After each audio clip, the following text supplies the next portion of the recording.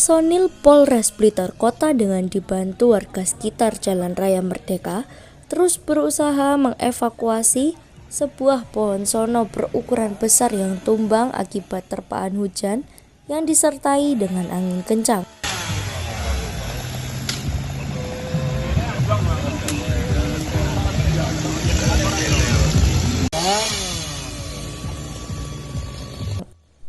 Dengan menggunakan gergaji mesin, satu persatu ranting dipotong dan dipinggirkan ke tepi jalan. Beruntung tak ada korban jiwa dalam musibah ini. Namun akibat banyaknya ranting yang berserakan di tengah jalan, mengakibatkan arus lalu lintas sekitaran kota Patria menjadi terganggu.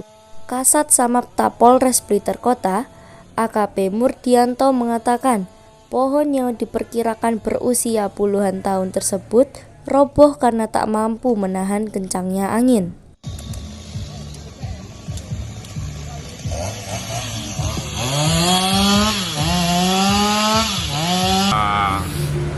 Pukul 14 ada memang terjadi hujan yang sedikit angin sehingga menimbulkan pohon tumbang di Jalan Merdeka ini di depan BRI, sehingga kami dengan personil Polres Blitar Kota dengan sigap dan cepat mengevakuasi daripada pohonnya tumbang, karena kalau tidak cepat dievakuasi akan menimbulkan kemacetan.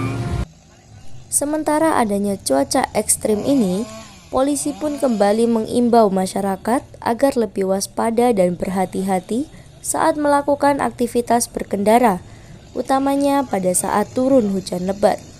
Khoirul Abadi, Surabaya TV.